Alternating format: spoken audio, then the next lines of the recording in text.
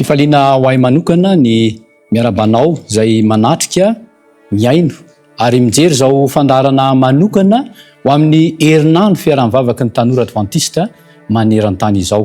Mbola ao anatin'ilay lohahevitra lehibe izay manambarany amin'ny hoe fiarahamonina voaova isika. Ary ao anatin'ny taridalana dia mbola lazainy ihany koa ny amin'ny hoe fiarahamonina iray niova. Alohan'ny andraisantsika ny amin'ny taridalana izay tian'Andriamanitra ho fantatro sy ho fantatrao ho amin'ity andro fahaenina ity dia andeha hiaraka hanomboka ny lohantsika hivavaka. Andriamanitra rainy tsara indrindra ny an-danitra misaotra anao indray ny amin'ny nanomezanao an'ity fotoana ity izay handraisanay ny hafatra lehibe avy aminao. Tianay nefa Andriamanitra ny mangataka ny fananao masina mba hitoetra ao anatinay ka hidari-dalananay, hanananay fahalianana sy faharetana ka andray izay tena afatra avy aminao androany. Izany no vavaka iriko ka tononoko amin'ny anaran'i Jesosy ihany. Amen.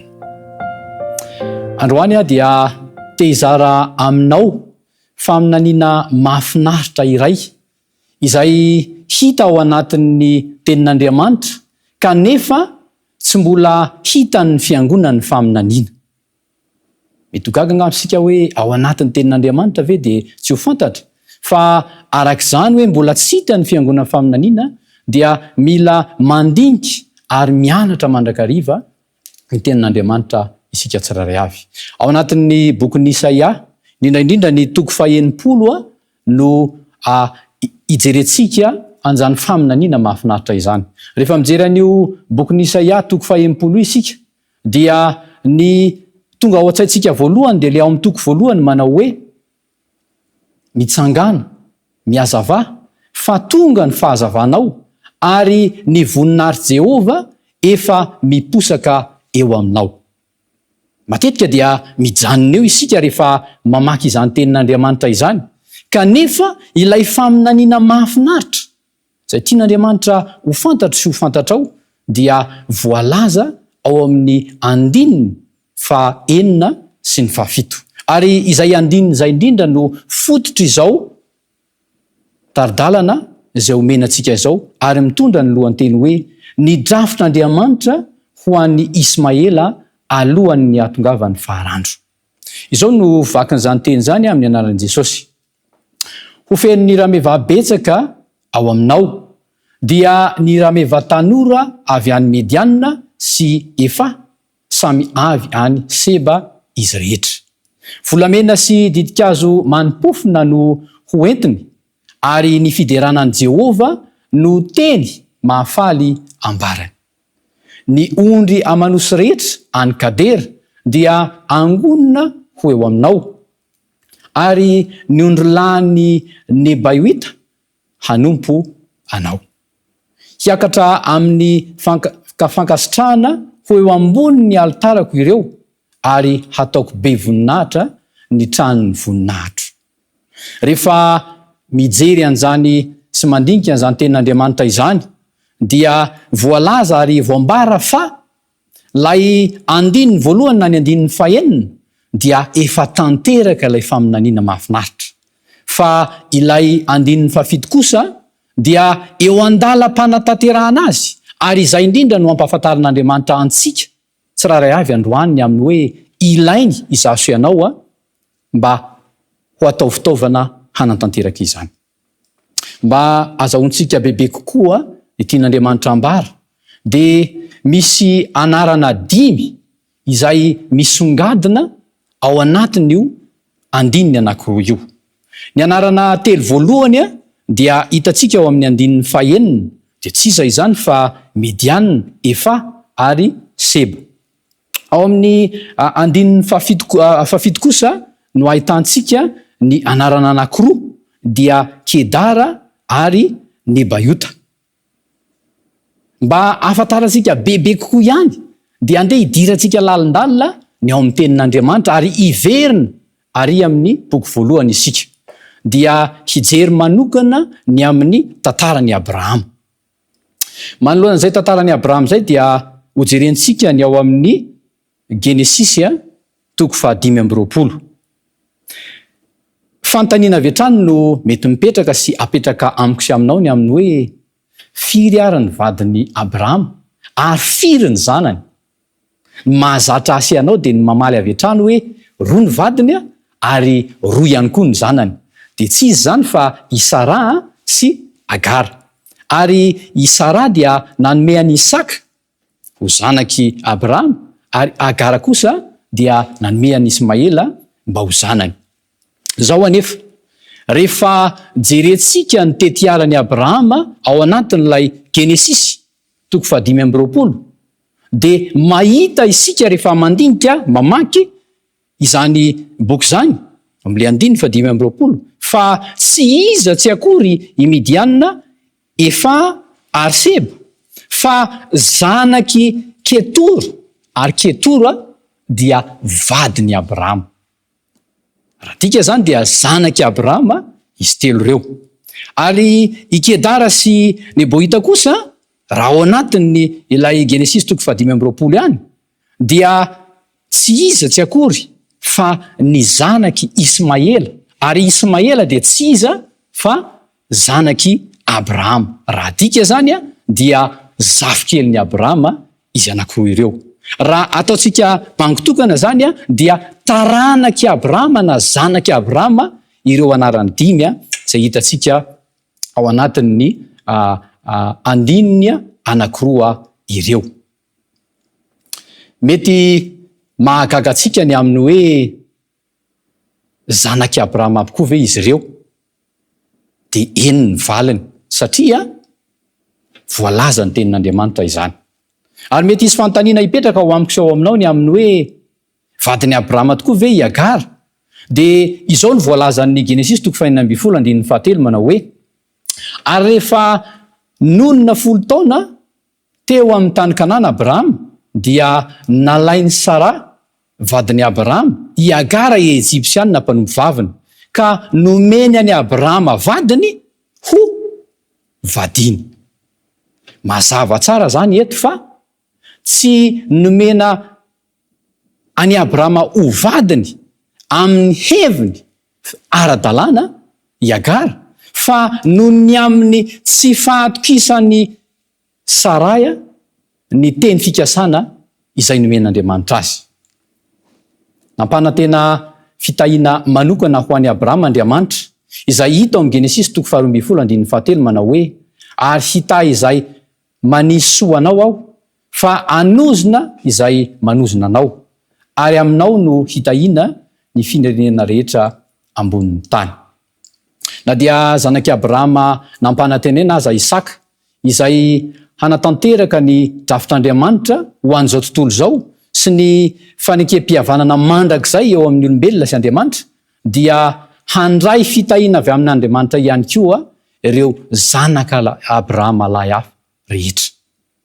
Nikasany hitahy ny fianakaviana rehetra ambonin'ny tany Andriamanitra ary azo antoka izany fa hitahy ny taranaka Abrahama koa izy.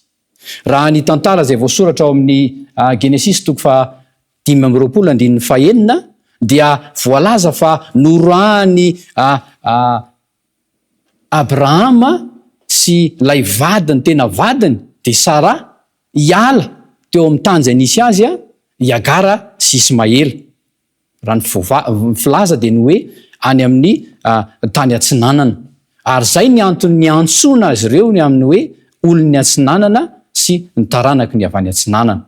Izany fandroahana zany nefa dia amarinina sy amafisina eto fa tsy noroahana hiala teo anatrehan'Andriamanitra mihitsy izy ireo na dia noroahana avy tao amin'ny tranon'ny Abrahama sy ny fanatrehan'ny Abrahama azy. Maminany Andriamanitra fa indray andro any hiverina any amin'ny tanin'ny Israely sy ny tranon'Andriamanitra ny zanaky Ketura sy Agara. Ao anatin'ny Baiboly dia manambara amintsika fa nizara ny drafitr'Andriamanitra koa i Jesosy. Voalaza zany ao Matteo 4:4 manao hoe ary hotoriana amin'izao tontolo izao ity filazantsara amin'ny fanjakana ity ho vavolombelona amin'ny firenena rehetra dia ho tonga ny farany. Teo amin'ny famonjena izay hita taratra ao anatin'ny Baiboly dia nandray anjara betsaka tamin'ny famonjena ny taranaky Isaka na ny taranaky Israely, ny taranaky Ismaela, nareo avy any Atsinanana izany.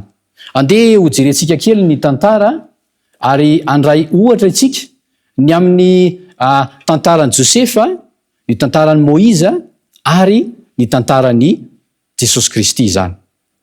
Raha tsy jery fotsiny tsika ny amin'ny tantaran'i Josefa dia fantatsika tsara ao amin'ny Genesis 7:30 manomboka eo amin'ny 4:20 ka hatramin'ny 20:20 dia voalaza fa halan'ireo rahalahiny izy noho ny fihetsika nataony izay marina ka ny fofo miaina izy, kanefa noho ny amin'ny sitrapon'Andriamanitra sy ny fitantanan'Andriamanitra dia tsy afaka nantanteraka an'izany izy ireo fa natsipony tao anaty lavabato, lavadrano izay tsy nisy rano tamin'ny fotoana io. Tamin'izay fotoan'izay indrindra nefa no nisy Ismaelita ny Aradi avy tany Gileady ary nitaingina rameva sy nitondra n'ireo didikazo manitra izy ireo mba hidina ho any Egypte. Nanoloanan'izay dia nalain'ireo rahalahy Josefa ary dia namidiny tamin'izany Ismaelita izany. Eto dia voalaza fa ny Ismaelita sy ny Medianita no namonjy any Josefa tamin'ny alalan'ny fiaraha-miasa tamin'ny drafitr'Andriamanitra mba hiarovana ny taranak'Israely rehetra aty aoriana. Mosesy koa dia fantatsika fa notezana tao amin'ny lampan'ny Farao, kanefa nisy ny ran'Andriamanitra tao anatiny, nahafantatra n'izany rariny sy ny marina izany. Kanefa no ilay fanabeazana azony dia nisy toetra ratsy amin'ny famonon'olona izay voarainy tao.